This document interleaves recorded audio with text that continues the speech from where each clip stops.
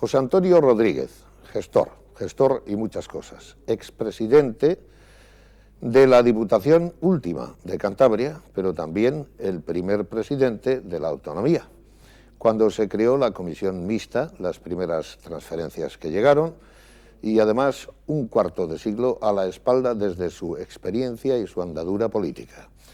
La única en realidad, ese trasiego de aquellos años en los que se cambiaba, si no la identidad, como dice su consejero José Ramón Saiz, sí por lo menos la personalidad, aunque la palabra personalidad viene de persona, pero por extensión de lo que era una configuración provincial, para usar a Ortega, para ser regional, aunque no hayamos hecho todavía ninguna ley que abarque algo tan difícil como son las comarcas. Vamos a revisar con José Antonio su propia experiencia política, aquellas acusaciones mutuas que entonces se vertieron, ahora que se habla tanto de la memoria histórica, aspectos personales sin ahondar en lo que no se deba, pero todo se puede con él porque tiene una clara ejecutoria limpia en la política, en la vida de los negocios, primero en la calle Rovamayor, después de los 50 largos, los 60 en la calle Emilio Pino, en donde sigue. Primero en Santander, en el Sardinero, y después en La Cavada, en donde hoy reside, que también tiene su pequeño enigma, el cual nos aclarará, porque José Antonio era muy de cartera en mano, vérsele como un capitalino, lo que ahora se llama urbanita, aunque es un poco pretencioso para Santander, a la vera del mar, y ahora ha preferido, quizás lejos del mundanal ruido, estar en La Cavada. No sabemos si Begoña, que es tan importante en la vida de José Antonio, madre de 4 hijos, de los cuales él es padre, que trabajan todos con él, tendrá algo que ver en la decisión de alejarse ligeramente de la capital. Todas estas cuestiones que pertenecen, en cierta manera, a lo que era la vida familiar santanderina, que ha crecido un poco, que tiene caras nuevas, que tiene un influjo de inmigrantes, que no es muy copioso y no es acaparador, pero que ya circulan y no nos conocemos ni les conocen, aunque vamos familiarizándonos. José Antonio, gracias por venir al Hotel Real. Gracias a vosotros. Sabemos que no has vuelto mucho a la televisión, salvo alguna pregunta esporádica, y creo que esta es una ocasión de cierta solemnidad, aunque el tono, tenemos una vieja amistad, tiene que ser conversacional. Pero vamos a empezar por lo más difícil. Hubo un momento en que, tras haber accedido tú a la política, yo alguna vez escribí que sin haber hecho el noviciado, llegaste a fraile y a prior. Claro, sí, llegué a prior. ¿Llegaste a prior? Entonces, pasas de presidente último de la Diputación a primero de la autonomía. Es un gran salto. Normalmente primero son concejales, luego son alcaldes, hay unos trasiegos un poco laberínticos o no tanto. Y yo te voy a hacer una pregunta como inocente de entrada. ¿Realmente, visto en perspectiva, es necesario ese meritoriaje previo o no pasa nada por acceder al máximo cargo y empezar a trabajar?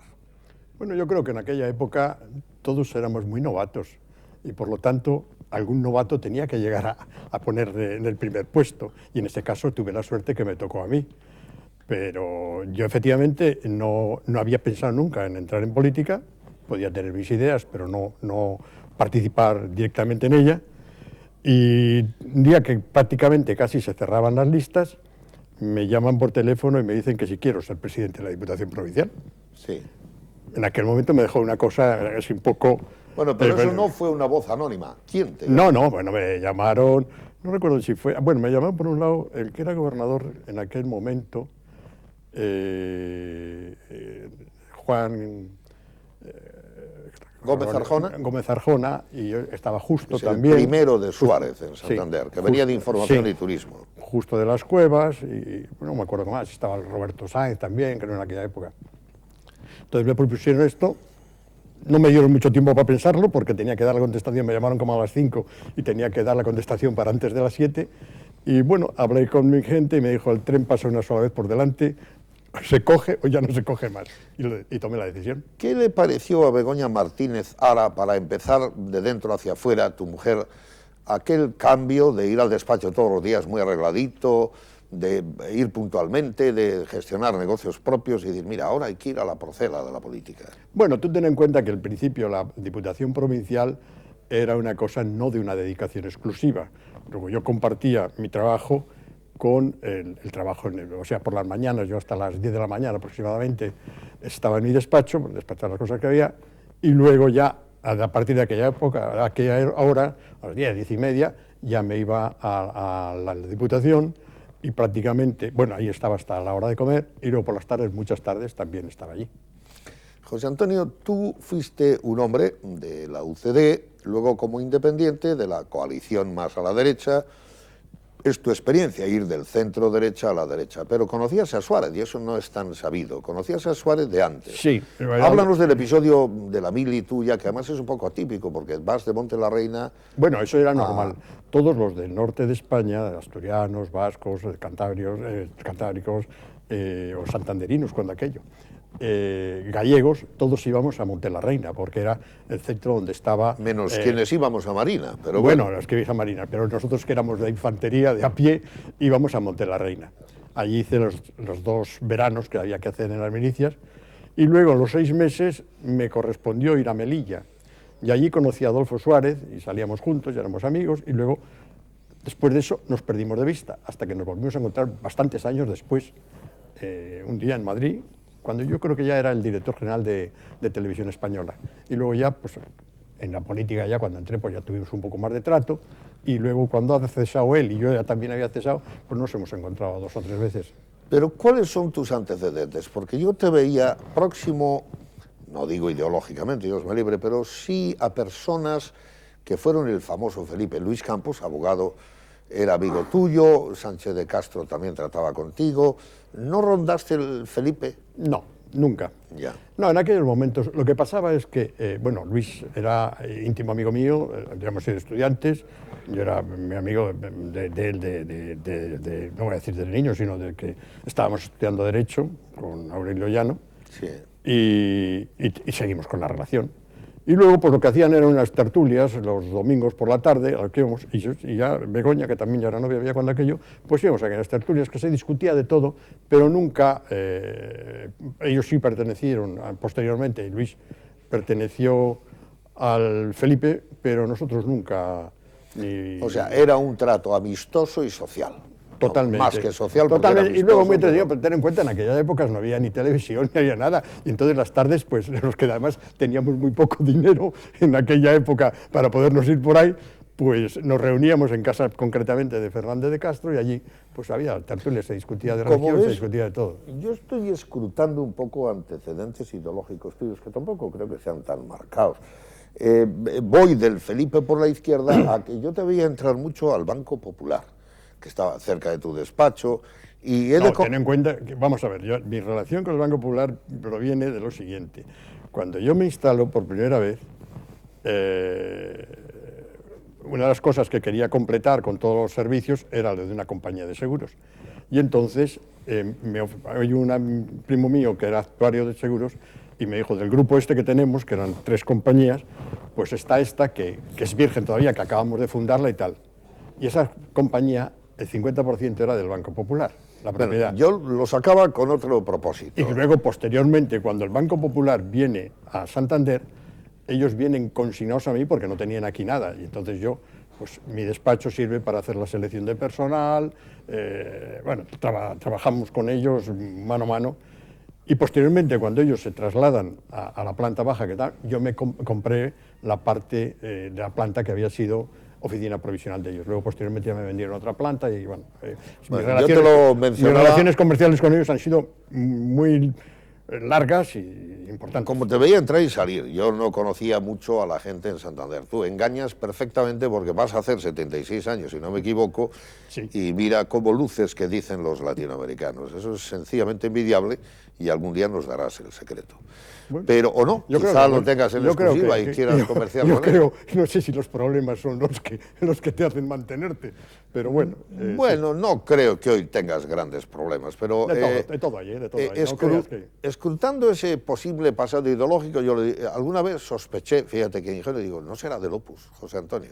Pues mira, en una ocasión que tuve un choque con un personaje que primero fue del PRC, luego se marchó y debió estar en el Partido Popular. ¿Esteban Solá? No. No. Ah, es que ahí había choques también, aunque se no, te no, ayudó. no, con este no.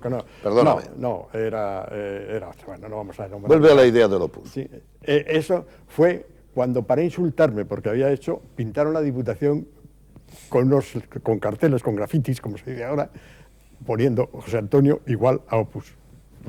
Nunca he pertenecido, respeto como puedo respetar a muchas otras ramas de toda la Iglesia, pero nunca he pertenecido a él. Eso nos lleva a algo ya un poco duro. El 20 de febrero del año 82 se hace el Pacto por Cantabria. En el Pacto por Cantabria hubo mutuas acusaciones de traición. Decían, José Antonio es un traidor. Otros decían, Justo de los Quevos es un traidor. Digo, pues no van a ser todos un nido de traidores en este partido, que era la UCD. Lo que está claro es que el gran disidente era el inquieto Ambrosio Calzada, a quien cualquiera de mi generación, incluso siguiente y anteriores todos, recuerdan. El antiguo alcalde de Cabezón de la Sal. Entonces, era el gran disidente. Vosotros os juntáis y se produce una especie de golpe, eso no se puede negar. Ahora No, bien, fue una escisión. Ahora bien, la causa. Entonces hay muchas lecturas. Hay varias causas. Déjame preguntar una que apunta por ahí. Ellos decían, José Antonio ha accedido a la política porque, francamente, tenía un conocimiento de Justo muy cercano y Justo de él, porque era su cliente, y todavía no me lo corrijas porque sé que lo vas a hacer y probablemente muy impulsivamente. Le ha llamado, Justo era un hombre muy influyente en la etapa, y le ha accedido ahí. Y ahora resulta que no vota lo que desea el líder que en aquel momento se autoconstituyó, Justo de las Cuevas. Otros, en cambio, dicen, y eso sí está en el boletín, y por tanto se puede sostener y está del lado tuyo, que tú, como eras presidente provisional, podías pasar a la opción de definitivo con preferencia. No es que podía pasar con que preferencia. Debías pasar. No, es que el estatuto que sale de la comisión que redacta el estatuto manifiesta en unos artículos, y ahí está el boletín oficial, que no es que es una cosa que yo lo cuente, dice, durante el periodo provisional, el presidente será el presidente de la Diputación Provincial. Correcto. Eso se cambia en Madrid. Y en Madrid lo cambian. Claro. Sin contar con la Asamblea, en el Parlamento, bueno, cuando aquello no se llama Parlamento, la Asamblea constitutiva de la autonomía. Bien, pero tú pudiste... Eso, primer cosa. En segundo lugar, hombre, yo no fui elegido porque yo era amigo, sino... hombre, yo era una persona que me conocían bastante por la provincia, porque yo, por mi trabajo, me había movido mucho. Sí. Y bueno, dentro de Santander, pues bueno, sería, hombre, ahora ha sido más conocido, pero cuando aquello pues tampoco era un desconocido. Está y también era una fórmula de tener una persona que tenía un cierto tirón, no voy a decir que mucho, pero... Bueno, pero es verdad, y en esto no nos vamos a detener mucho, pero había que tocarlo porque aquí lo tocamos todo. Tú también podías haber obedecido lo que hicieron en Madrid. No veo que tuvieses que hacerlo y no lo hiciste. Y además los demás consideraron también que no había que hacerlo. ¿Tú crees que se mandó cambiar desde aquí? Que obviamente fue... Hombre, el no propio lógico, Justo y compañía. Madrid ni entraba ni salía en esa cosa, sino que... Bueno, pero lo cambiaron. Pero lo cambiaron. Claro. Cambiaron, pero bueno, entonces, por indicación. Yo pienso, bueno, yo nunca ya, lo puedo deduzco, asegurar, sí. Pero quien no pudo tener interés en que se cambiara eran los mismos de aquí. En todo caso, tú sale también Isaac Caja y se queda fuera del sillón Leandro Valle y se queda fuera del sillón tu entonces amigo Justo. Exacto. Fíjate qué pregunta, y voy con lo personal primero. ¿Te tratas hoy con Justo, sí. Si os encontráis en la calle y tal? Sí. Estuvimos mucho tiempo sin tratarnos, pero ahora sí nos tratamos. Ya, lo que pasa es que hace mucho tiempo que no le veo. Pero me alegra y con Leandro Valle mucho trato y hemos tenido reuniones, tertulias que teníamos hace tiempo ahí en el Hotel Bahía. Y ayer concretamente he estado con él un rato charlando. En realidad es muy posible que no haya nadie con quien no te trates, ¿verdad, José Antonio? Pues yo creo que no, hombre, cada uno siempre tiene sus enemigos, ¿no? Pero bueno, generalmente procuro que sean los mínimos. Ya. Bueno, hubo un malentendido también con un antiguo socio y amigo muy cercano, que es Carlos Herreros, y... Esa es otra película. ¿Por qué no la vamos a mencionar? La pasamos de largo si quieres, pero me gustaría que, curiosamente, descansa en él la responsabilidad casi total cuando tú vas de lleno a la política. Y cuando regresas se rompe una antiquísima tradición. Tú, aunque es más íntimo, ¿Quieres dar una pequeña explicación a cómo es hoy esa circunstancia? No merece la pena porque han pasado ya 20 y tantos años. Bien. Y no merecen la pena. Me sentí muy dolido en aquel momento, sí, porque se hizo a espaldas mías todo, pero bueno, bien, es una cosa que ya... Bueno, vamos a hablar de una crisis más importante, es decir, con el PRC creo que un voto y el PSOE accedes, como hemos dicho, pero y con los votos de disidentes de UCD. Y los disidentes, sí, claro, principalmente, claro. Con Calzada, como hemos dicho. Pero, diablos, no empieza demasiado bien en ese aspecto la autonomía, porque el año 83 se produce una crisis. Pérez Obregón, a quienes hemos entrevistado aquí por otro motivo, Santiago ejerce su opción y aquello se complica, y con Enrique Ambrosio, con Tomás Fernández, y hay ya una primera crisis que yo no sé si tú llamarías así. Bueno, sí, es una crisis. El hecho de que un consejero te presente su renuncia porque se va a ir con otro partido como candidato a la alcaldía de Santander. Aquello, Pérez Obregón? ¿Cómo lo encajaste? Bueno, en principio, hombre, yo a Santiago le conocía mucho tiempo, había sido muy amigo y compañero de clase de su hermano. Y bueno, en aquel momento me sorprendió, bueno, no es que me sorprendió, luego que los otros dos, tanto Enrique como Tomás, pues le dijeron que ellos también se iban, porque si marchaba Santiago se marchaban ellos. Y a pesar de todo ello, sigo con una gran amistad. Yo no sé si tú lo sabes, pero sí, nos reunimos todos los años a comer. El sábado, que hacemos los 25 años de que tomamos posesión. ¿Tú esperabas que se fuesen al PSOE? ¿Te sorprendió? Bueno, Tomás era de la UCD, pero de la línea de Fernández Ordóñez. Claro, que era socialdemócrata. Era socialdemócrata. El famoso PAD. Y Santiago había sido del grupo de Ruiz Jiménez, ¿no? Bueno, esos eran cristianos católicos súper avanzados. Y Enrique no había estado en política, por lo menos que yo supiera, y había sido el candidato que había tenido Leandro Valle para llevarle a la Consejería de Industria si hubiera ganado él. Y yo, como dicen los mexicanos, le madrugué. ¿Y cómo se recompuso aquella situación? Bueno, buscamos con muchas dificultades. Ten en cuenta que nosotros se pensaba que éramos un gobierno de quítame inmediatamente, ¿no? De durar poco. Y buscamos pues unas personas para que suplieran aquellos que se marchaban, que así lo hicimos, y bueno, y se recompuso el gobierno hasta el final, hasta las elecciones siguientes del año 83. Vamos a esas, la coalición popular. Ahí vas de independiente. Siempre me he preguntado, ¿por qué independiente? ¿Eras tan centrista que no querías ir de lleno con la coalición popular? Quizá yo soy una persona un poco rara, o quizá... Individualista. Yo había participado y era... Salvo Begoña no te gobierna nadie. Cierto es. Yo había participado con UCD. Entonces me parecía de mal estilo afiliarme a otro partido por el hecho de que me metieran a encabezar la lista. Y puse esa condición, digo, si voy con esto. Me hicieron unas propuestas extrañísimas, me presionaron diciéndome que hacía la ficha, pero que la guardaban, y decía yo, bueno, ¿por qué quieres yo quiero una ficha si la vais a tener guardada en una caja fuerte? Bueno, otros, bueno, tú te llevamos de cabeza y luego tú renuncias para dejarnos el puesto a nosotros. Todas esas propuestas me vinieron y dije, bueno, pues haz lo que quieras. Si no tengo que ir, no voy, me importa un pimiento, yo vivo de mi trabajo y por lo tanto no me voy a plegar a lo que pretendéis. Y si me queréis, me aceptáis como independiente, y si no, no. Muy bien. Y luego pude mantenerme, después de la crisis, si me hubiera hecho un partido, lo cual me parecía también mal. Es decir, por mantenerme en el puesto, tenerme que afiliar a un partido, me parecía de muy mal estilo. Lo cierto es que aquello fue un éxito, por cierto, sin otro precedente, porque es la única vez que hay mayoría absoluta. Sí, efectivamente. En este caso de la coalición sí, ganamos por mayoría absoluta.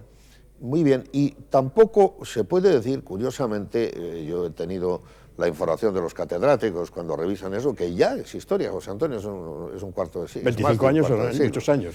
Entonces, tanto Martín Rebollo como Bar, como otros, coinciden en que no fue mal el ritmo de las primeras transferencias, y aquí es muy importante tu opinión, que Arias Salgado, que era el que representaba... Era el ministro de Administración, era de Administraciones Territoriales. Y tu gobierno, que os entendisteis francamente muy bien para aquella primera comisión mixta y para que fueran llegando. ¿Tú tienes esa impresión hoy mirándolo con la distancia? Hombre, yo creo que sí. También es cierto que todos éramos muy novatos, ¿eh? Ya. Estábamos en política, Bueno, y para pero nosotros se cumplía y había y cumplíamos y sabíamos. Y luego ten en cuenta una cosa, que el gobierno que nosotros tuvimos era un gobierno que podemos decir un 75% gestor y un 25% político, o igual menos proporción. Sí. Y todos eran profesionales y todos conocían un poco la administración. Ten en cuenta que el consejero de Economía era inspector de Hacienda, Serafín Fernández Escalante. Hoy finado, Sí, que era amigo tuyo. Sí, muy amigo, y vivíamos en dos casas muy próximas. Sigue enumerando, perdón. Ramón Teja había sido catedrático y decano de la Facultad de Él dice que no, Filosofía. pero yo creo que yo te llevé a Ramón al Sonderclass para que... Yo no me acuerdo, ten en cuenta que en aquellas épocas era una pura carrera me da todo. un poco de rabia porque Tratar lo estoy de buscar, viendo, diciendo, ¿no? este es Ramón Teja, este es José. Pues es posible, ya te digo que no. Pero en el Pero, en fin, era un catedrático. Era catedrático, es un hombre conocía lo que era la administración. Distinguido en Bolonia con un Sí, honoris causa. sí. También hemos entrevistado a Ramón. Esto, y bueno, todos ellos, Jesús Rugama es abogado. Y Que Rugama era muy amigo tuyo. También, es que éramos muy amigos. También Nuestros murió. padres habían sido amigos y Jesús. Y Jesús había sido también compañero mío de estudios. Era un año menos que yo, pero bueno. Mira, yo tengo aquí un dato que no sé si es correcto, creo que sí. Había 1.500 funcionarios nada más. Hoy debe haber 20.000. Es curioso. Bueno, no, perdóname, Jesús. Sí. Empezamos con los, menos, 400, sí. con los 470 de la Diputación Bueno, Provincial. así Luego empezaron a llegar con las transferencias. Como es el adagio latino, haz augusta per angusta, a lo ancho por lo estrecho, a lo grande. Creo que de 100 euros, 72 los poníais en inversiones. Ahora tengo entendido, a pesar de lo que comenta, como es lógico, muy enfáticamente el señor Agudo, que van unos 42.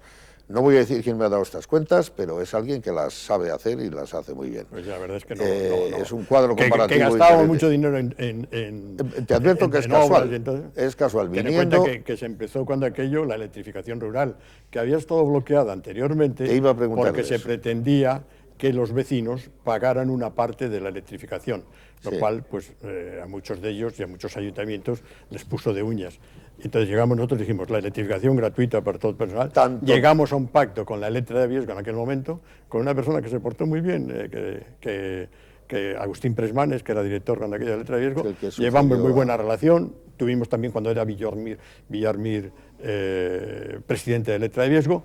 Sí. Y llegamos a un convenio de participación, aportando dinero ambos, la Electra y nosotros, y se hizo la electrificación gratuita para los vecinos. O sea, 30 ayuntamientos y todos los vecinos gratis. Yo no recuerdo en este momento si hicimos 30, pero sí, bastante. 30. Sé que el primero por que empezamos fue por la Junta Voto y por aquellos.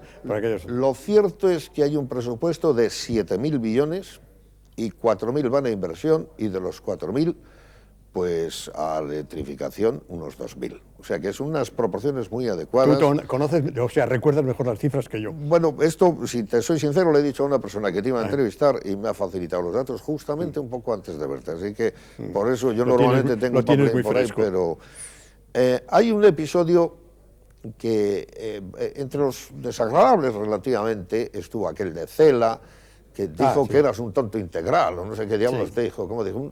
El presidente de la ETA es un subnormal, en una característica manera de insultar que él tenía a cualquiera. Y todo eso era por eso el famoso... fue en la Universidad Internacional. Eso es.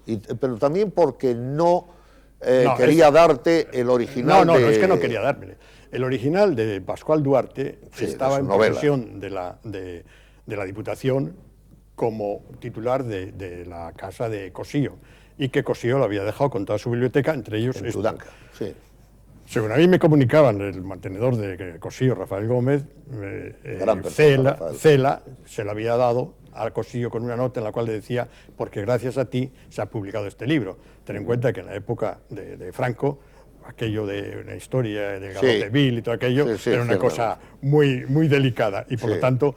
Cosío luchó mucho porque se publicara y al final se publicó. Sí. Entonces Cela luego vino a reclamar el libro diciendo que se le había prestado a Cosío y que él nos hacía una fotocopia, o una copia manuscrita y tal. Te negaste y hubo el lío. Tuvimos muchas presiones, de Madrid concretamente, yo tuve varias reuniones.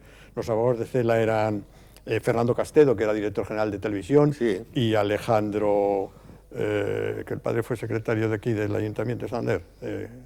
no recuerdo ahora mismo. Bueno, no importa, dos buenos abogados. Estuvimos buenas reuniones en Madrid, tuvimos alguna comida para discutir con esto y yo me cerré en banda. Y por eso fue cuando Cela hizo. Luego, posteriormente, el periódico El País provocó una cena entre los dos, con Cela y conmigo. Pero los periódicos no invitan a cenas, serán Bueno, algunos... yo no sé quién pagó, ya, la verdad que no me acuerdo. Sí, no hablo de pagar, sino que la mediación era de Jesús Polanco o Pancho, quizás. No lo sé, no ¿Tu lo sé. amigo Díaz Olainer? No recuerdo quién pudo ser, pero a los que asistieron fue Juan Cruz y Juan Bedoya, sí, concretamente, sí. fueron los que asistieron, y nosotros dos, Cela y yo. Regresado a la política. Tuvimos allí, bueno, pues una charla, yo le dije lo que pasaba, me dijo que lo entendía, pero que él quería el libro, yo dije que no podía, y así quedó, que nos entregamos. Posteriormente, mi sucesor se lo entregó. Yo no quiero ser un experto en cosas desagradables, ni lo soy. Pero con otro asunto de estos pasamos a algo más general o de mayor interés. Sí es de interés un plantón, tú que eres un hombre puntual, algunas veces he hablado de tus maneras educadas, casi de tipo, si no fuera por el modo de hablar, jovial y simpático, se habla de que podría ser como anglosajón. Pero en cualquier caso, le diste un soberanísimo plantón al bueno de Mayor Zaragoza, que también es un hombre kennediano, de estilo así, repeinado y elegante y agradable. Luego de venir un poco en izquierdoso, a pesar de ser tan del centro, científico, pero el mundo de la UNESCO empuja un poco hacia la izquierda porque tratan mucho con el tercer mundo. Bien es verdad que tú le diste el plantón, pero porque él llegó muy tarde, yo no sé... Bueno, pero no estaba justificada la tardanza, pero bueno... No, pero explica la historia esto. Es la siguiente, él era ministro de Educación cuando aquello, sí. Y nosotros estábamos peleando por traer la Facultad de Derecho... Que vino por fin. Sí, pero vino... Yo creo que una de las causas fue el plantón. Cuenta el plantón. Entonces, nosotros habíamos quedado, no recuerdo exactamente, si a la 1 de la tarde en la Diputación. Y era la 1:20, y era 1:30, y eran las 2 menos cuarto, casi las 2. Y luego había una comida en Santillana, sí. A la que le iba a asistir también. Entonces, a la vista de esto, que me di cuenta que era porque los del UCD, que ya estaban precisamente en la guerra conmigo, le estaban reteniendo para que no viniera, agarré y di orden que se cerrara la Diputación, negocié el coche. La facción que mandaba. La facción que estaba en aquel momento, di orden que se cerrara la Diputación y yo me marché. ¿Pero cómo? Y cuando, o sea, mandaste cerrar. Sí. Muy bien. Dije, esa es la hora, son las 2. ¿Pero te sentías violento contigo mismo? Algo sí, francamente, ¿no? Pues tú... Cabreado. La palabra sería cabreado. Sí, muy bien. Y entonces llegué a Santillana, a la reunión aquella que había, la comida aquella que había, y llegó también Mayor Zaragoza. Y ya estuvimos un poco tensos allí. ¿Y pidió disculpas? Sí. Ya. Y luego ya estuvimos paseando los dos matrimonios por Santillana, después por la tarde. Y la verdad es que luego lo facilitó. Y luego me facilitó todo, ya tuvimos varias reuniones en Madrid, tuvimos una apuesta que yo le hice, que bueno, una apuesta esa que me decía que no había alumnos por aquí, sí. Y yo le dije, yo te garantizo que en 2 años hay más de 250 alumnos. Y el primer año llegaron a 800.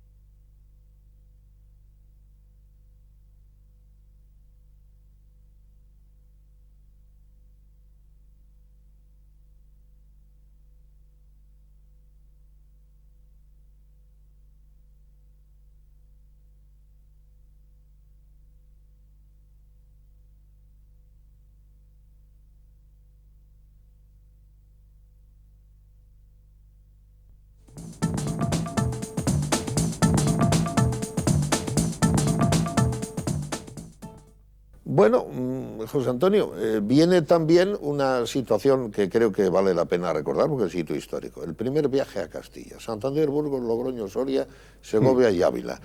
¿Con qué moral te presentaste a ver, creo que era Verdugo, Vamos, tu primer García viaje Verdugo fue a Castilla. García Verdugo fue Ellos de la estaban preautonomía, estaban en es que estaban en la preautonomía. preautonomía. Y tú te presentas ya como un autonómico.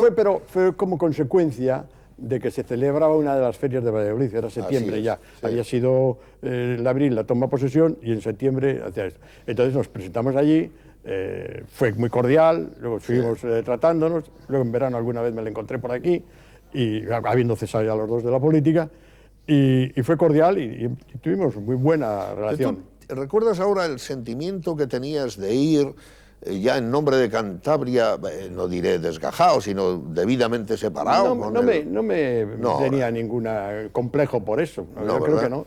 Yo creo que nos tratábamos ni de superioridad, de igual a igual. Él sería de más superficie y más habitantes, pero bueno, más habitantes que Holanda y Bélgica juntas, digo más extensión territorial. Estoy hablando yo sobre Cantabria. Extensión territorial. Bueno, has mencionado la feria.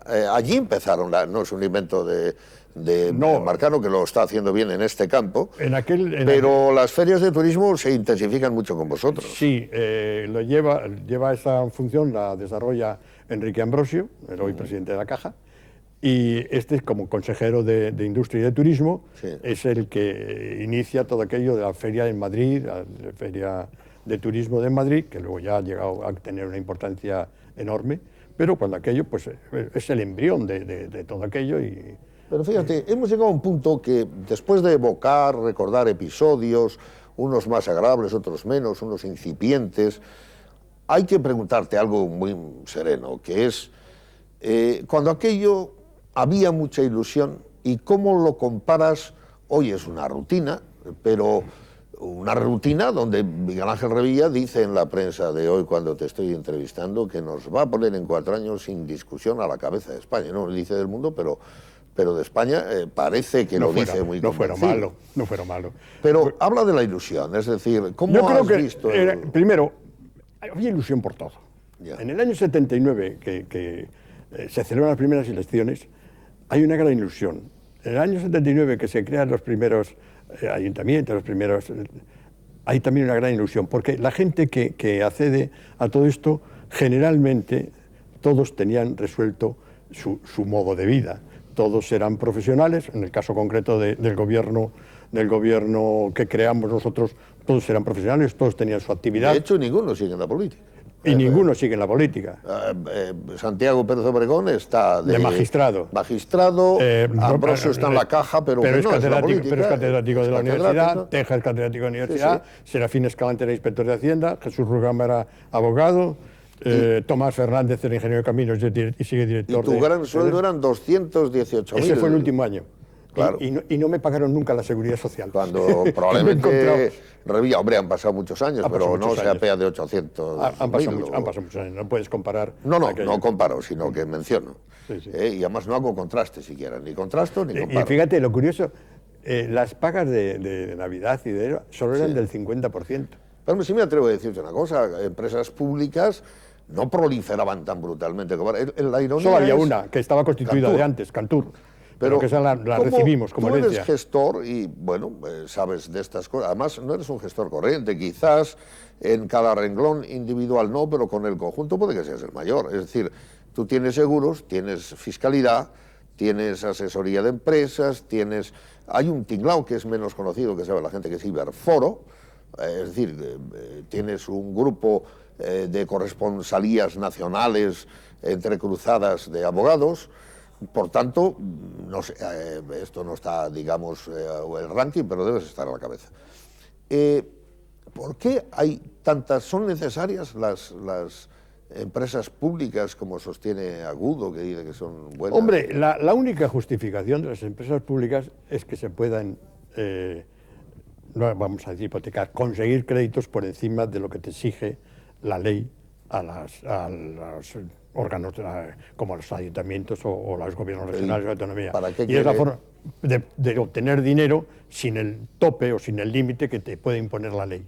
Esa es, yo creo que la única razón, porque por lo demás el funcionamiento podría ser el mismo. Y luego te permite también contratar gente que siendo un órgano público no lo puedes hacer con tanta Pero facilidad. te hago la pregunta más directa. ¿Tú eres partidario de que las haya o es un coladero o eres partidario de esa Yo creo que manera yo de... no soy muy partidario de ellas porque lo que yo creo que tiene que haber es un control del gasto de ellas y realmente esto lo que permite a veces es que el gasto se dispare.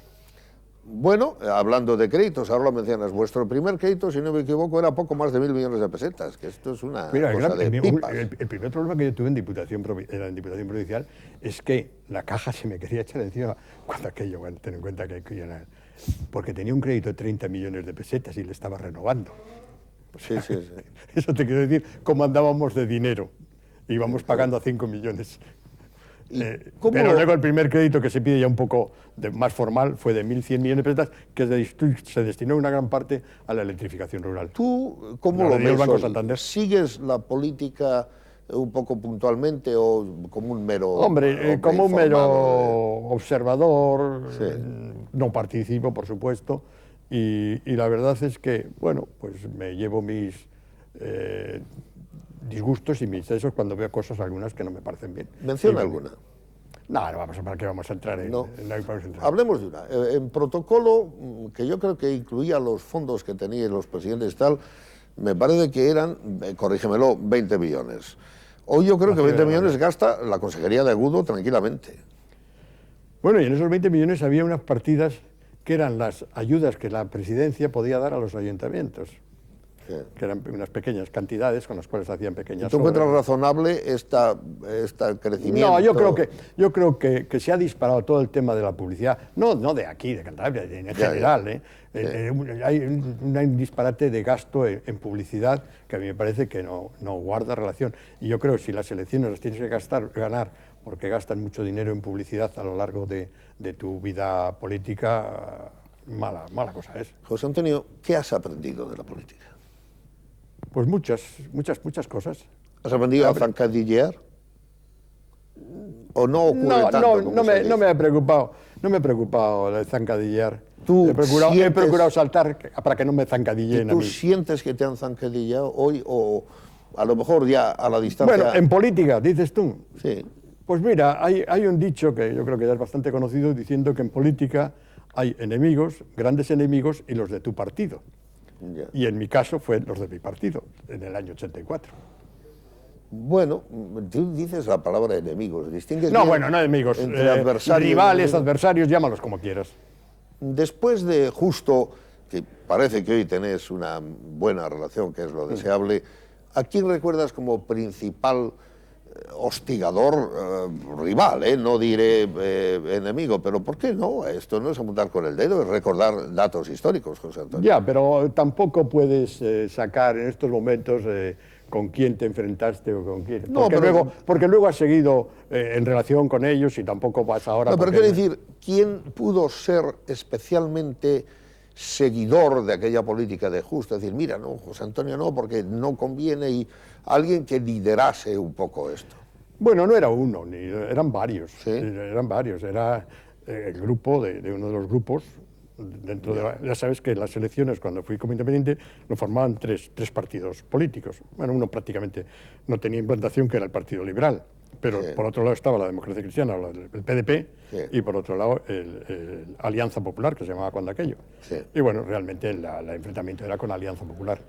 ¿Y por qué diablos vives en la Cabada? Si puedo preguntar esto, que parece excesivo. Yo recuerdo que alguna vez tu mujer nos puso ahí unos riquísimos pasteles y menudeaba alguno la vida social con algo de intimidad en tu casa, muy agradable. Y luego a la Cabada ya no he ido tanto. Porque no quieres. No, hombre, quiero decir que han pasado, fui a América, etcétera.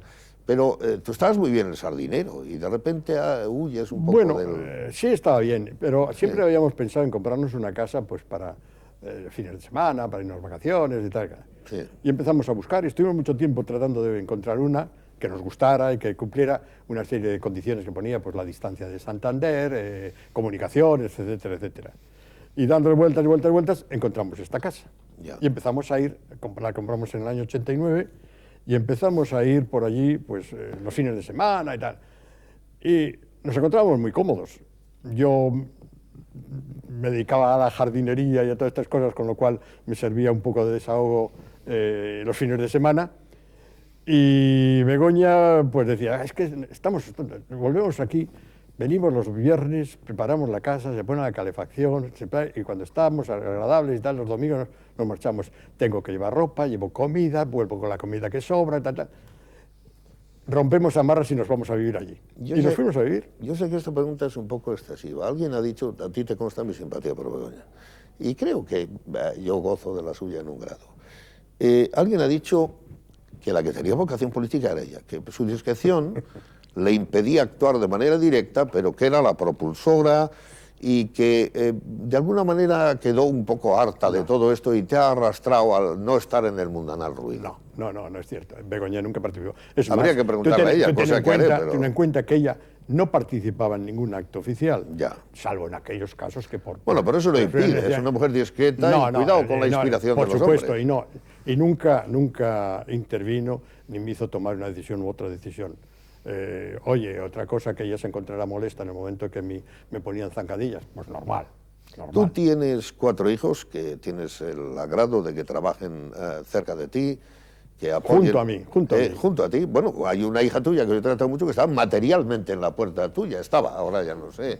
No, ahora está en un despacho en la planta de arriba. Claro, y bueno, y Javier obviamente, que es el primogénito, pues lleva todo el tema de y los otros dos también. Pues, francamente, aquí, en el Hotel Real, ahora que no nos ve el Metre, que es buen amigo mío, y a la distancia de 30 años, tendría que preguntarte si tus 4 hijos se reunieran un día para, bueno, ya te dan el homenaje de rodearte, pero para decir, vamos a hacer un parón. ¿Qué es lo mejor que hiciste y lo peor que hiciste en tu breve pero intenso paso por la política? Bueno, quizá, aunque no demasiado, quizá mi separación de ellos, porque era una época en que... Eso es lo peor. La peor. La pequeña, pues cuando aquello pues tendría 3 años, 4 años, y los mayores pues tendrían 18 años. El mayor, Javier, cuando estaba estudiando Derecho en Oviedo, pues tendría 18 años. Y por lo tanto, bueno, pues no tuve toda la atención que tenía que haber tenido con ellos. José, pero hemos seguido con muy buena relación siempre. ¿Y lo mejor? ¿De qué? De ese episodio de la política. ¿Qué has sacado de eso? Bueno, he sacado muy buenos amigos. He tenido una ventaja. He sido una persona mucho más conocida y como consecuencia pues he ampliado mucho mi actividad profesional. ¿Reconoces que ha contribuido de manera positiva también para tu negocio? Por supuesto que me ayudó. Otros no lo hacen. Yo creo que sí. Primero, no me he involucrado nunca en ningún escándalo. Ya. Eso yo creo que es un elemento importante, y si no, la gente que lo diga. Si no. Y cerca del final, ¿qué te debe Cantabria? Es decir... A mí no me debe nada Cantabria, yo le debo a ella. Pero también que en la gestión, ¿de qué estás más satisfecho y orgulloso? Es decir, bueno, de haber ocupado el puesto de presidente de Cantabria, de haber sido el primer presidente de Cantabria, y así haber sido el que forma un gobierno de profesionales, buenos amigos, con los cuales sigo en una gran relación, y que fuimos los creadores del embrión de lo que es el gobierno de Cantabria. ¿Qué hay que hacer ahora, según tu criterio, que al fin y al cabo es un criterio parainstitucional, que no se ha hecho y que, dado el tiempo transcurrido, hubiera sido razón? Sin apuntar a nadie, pero ¿qué desarrollo va lento que tenía que ir mejor, de acuerdo a la previsión de aquel ritmo inicial que todo el mundo reconoce que fue bueno? Bueno, yo creo que el problema en estos momentos es que el gobierno de Cantabria ya es un gran núcleo y por lo tanto es mucho más difícil de gestionar. Luego hay muchos conflictos que hay que enfrentarse con ellos, no puedes... Tú ten en cuenta que a mí en aquella época me tocaron cierre de astilleros, de astilleros del Atlántico concretamente, problemas con empresas, Iberotanagra, y fueron tragos malos, pero dimos la cara, yo creo. Dimos la cara con la gente y bueno, se arregló mejor o peor, no lo sé, en algunos casos mal, porque nosotros tampoco teníamos facultades ni fondos para poder aportarlos al mantenimiento de aquellas empresas, porque estaban en una crisis total. Pero yo creo que fue eso el más importante. De nada se arrepiente no Hombre, tiene. sí, me arrepiento de algunas cosas. Bueno, a lo largo de la conversación no reflejó heridas graves, no eludió ninguna pregunta, no criticó con acidez nada y en un cierto equilibrio, en una compostura distanciada, no exenta de algunos matices. José Antonio Rodríguez, gestor, es presidente de Cantabria, el último de la Diputación Provincial, con candidez en el genuino sentido de lo que esta palabra significa, que no es peor que ingenuo, sino mejor, pero candidez es apertura, en este caso flexibilidad. Respondió, no ve ritmos inadecuados, no hemos profundizado mucho, pero sí lo suficiente para los malos momentos, los buenos momentos y sobre todo una reconciliada actitud en nuestra capital de la que se siente para trabajar próximo, como desde los años 60, cuando está a filo de cumplir 76 en Emilio Pino, y también alejándose prudentemente a ese lugar magnífico que es La Cavada. Gracias, José Antonio. Gracias a vosotros.